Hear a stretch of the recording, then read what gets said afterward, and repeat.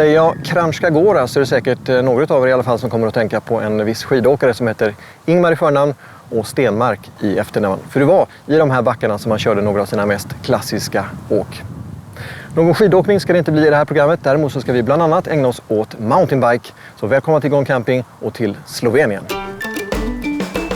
Lite av allt. Så skulle jag vilja sammanfatta landet Slovenien som till ytan inte är större än Dalarna. Det innebär att du på kort tid kan ta dig mellan landets alla hörn längs de fina vägarna. I norr så hittar vi ett kuperat alplandskap som för tankarna till Norge eller Schweiz. Och längre söderut så möter du flacka slätter, vinodlingar, stränder och pittoreska kustbyar. Jag börjar min resa med ett besök i medeltidsstaden Piran som sticker ut likt en rosentagg i havet. Och här finns alla de klassiska ingredienserna som ska till för att skapa den perfekta vykortsstaden. Gatorna är smala och vindlande, husen är vackert målade och lagom slitna. Det är lätt att inse varför detta är en av de mest fotograferade städerna i Medelhavet. Här är priserna fortfarande relativt låga och betalar gör man med euro. En halvtimme öster om Piran hittar vi Camp Adria. En fyrstjärnig anläggning som erbjuder 430 tomter och ett 20-tal stationära mobile homes. Anläggningen ligger vid den slovenska rivieran som visserligen bara är några mil lång men som ändå erbjuder gott om sol och bad från grusstränder och bryggor.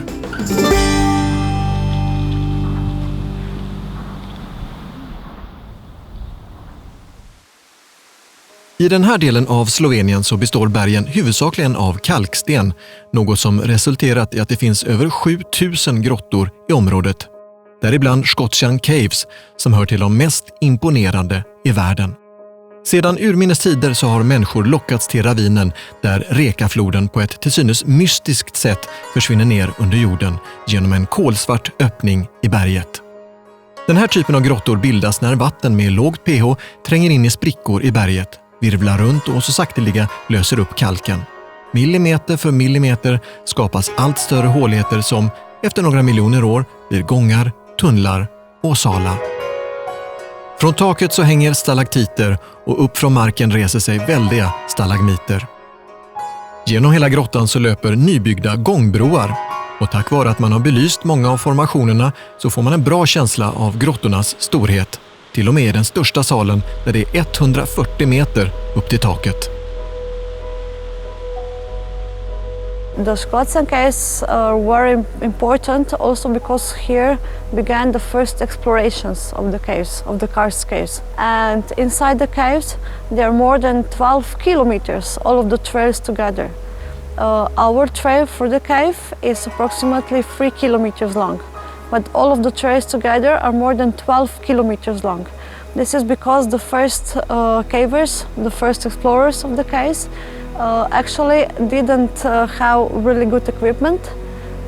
They had just torches, ropes, shields, so it was really difficult. Det är inte svårt att föreställa sig hur små de första grottforskarna måste ha känt sig när de i slutet av 1800-talet famlade i fullständigt mörker, endast utrustade med enkla verktyg.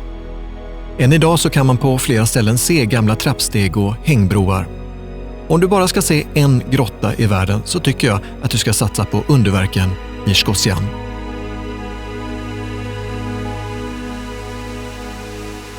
Den kalkstensrika marken ser inte bara till att vi besökare får uppleva spännande grottor, utan är också en av orsakerna till att man här kan producera riktigt goda viner.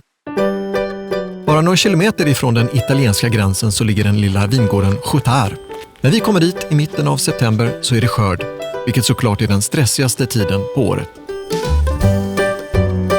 Men vi får ändå följa med ut i fälten där vänner och bekanta hjälper till att plocka de solmogna druvorna. Trots att man har odlat vin i tusentals år i den här delen av världen är det säkert många som skulle höja på ögonbrynen om man blir serverad ett glas vin ifrån Slovenien. Branko Chotar har vikt halva sitt liv åt att göra vin enligt urgamla traditioner. Det innebär att vinet ligger i öppna kar och jäser i flera veckor. Han tillsätter ingen sulfit och vinerna filtreras inte heller innan de fylls på flaska. Allt för att göra produkter som är så autentiska som möjligt. Fungerade det för romarna så fungerar det för mig, menar Branko. Same. Väl tillbaka på gården så bjuder Branko på lite smakprov och jag konstaterar snabbt att hans viner smakar väldigt mycket. Ungefär som skillnaden mellan riktig äppelmust och utspätt juicekoncentrat. Som tilltugg bjöds jag på Brankos egentorkade skinka som fått hänga på vinden i 2,5 år. Magiskt. Innan vi skiljs åt så köper jag med mig en flaska Malvasia till kvällens middag.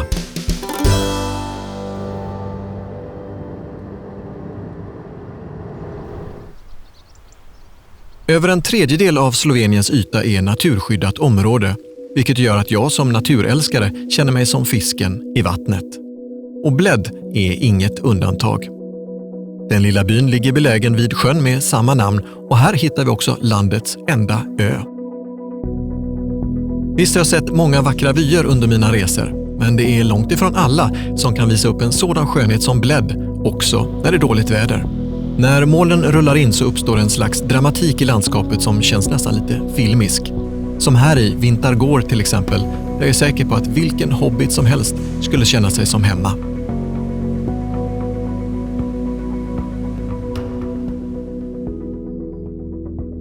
Hemma för mig blir under några dagar Camping Bled som ligger alldeles nere vid sjön.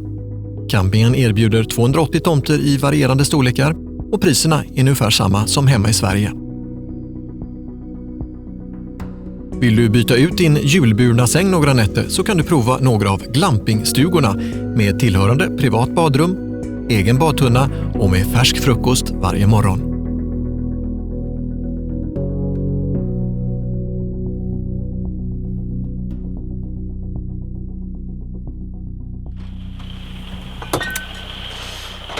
Så, ikväll så tänkte jag ge mig på en Karl Johans svamps risotto.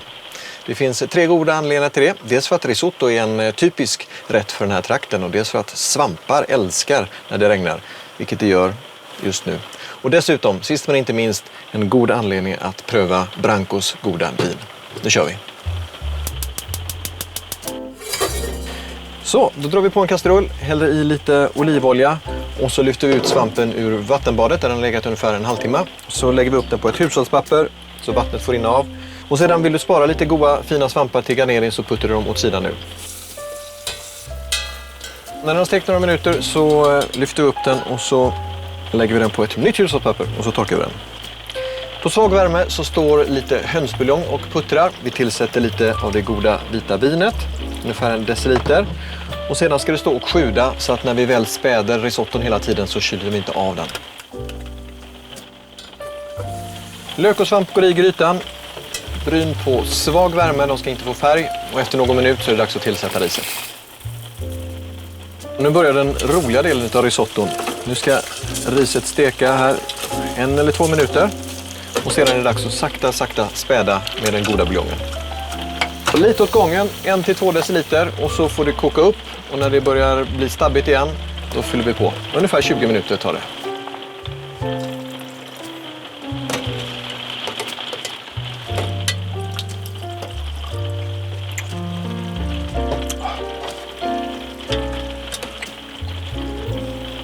Då har vi kommit till finalen.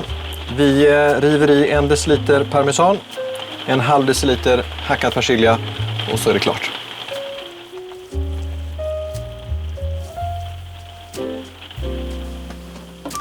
Där har ni den. Risotto med Karl Johans svamp och så ett gott slovenskt vin. Och imorgon så blir det äventyr i bergen.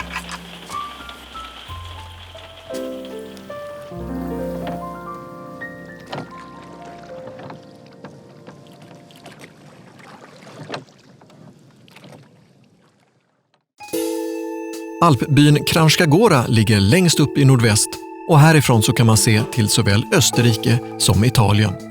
Och är du sugen på att cykla mountainbike så har du kommit helt rätt. Förutom att du här hittar några av landets bästa single tracks så kan du också ta dig an The Kranjska Gora Bike Park. Här har man kört Europamästerskapen i downhill och slingan erbjuder 350 fallmeter och 60 utmaningar. If you like gravel roads, if you like single tracks, if you like just sharpen your mountain bike skills in the bike park, you name it, we have it. You want to be here a week, a day, a prolonged weekend? Up to you, we can arrange, no worries. My advice would be rent a guide, because the guide knows where to take you, and many of the single tracks are not signed. But if you would like to go alone, still a possibility, because plenty of tracks are signed. It's just with the local guide, it can be spiced a little bit.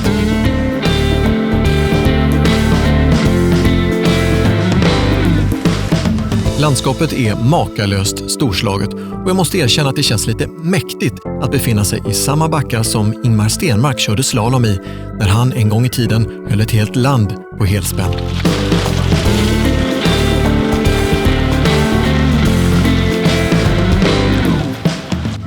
The main mountain biking for me is pedaling up, sweating, and sweating and asking myself why I'm doing this, But once you're up there, with a little bit of struggle, you know that the whole fun is waiting. And you have to be focused. There are roots, little drops, you jump, adrenaline starting kicking in. So you go down and you go with your friends, high five, and you feel way better.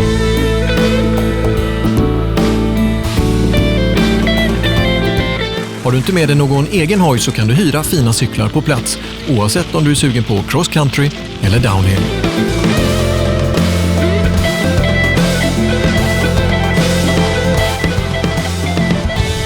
Där har ni ett axplock av vad man kan göra i det här lilla landet med de stora möjligheterna. Jag hoppas att ni har fått inspiration att kanske själva packa bilen eller husvagnen för att åka hit. Och så hoppas jag att vi ses antingen i det här programmet eller någonstans ute på vägarna. De vackra grottorna heter Scotian Caves. Smakupplevelsen stod vingården Chotard för. Och bästa mountainbikecyklingen hittar du i Kranjska Gora. Under vårt besök bodde vi på Adria Camping samt på Camping Bled.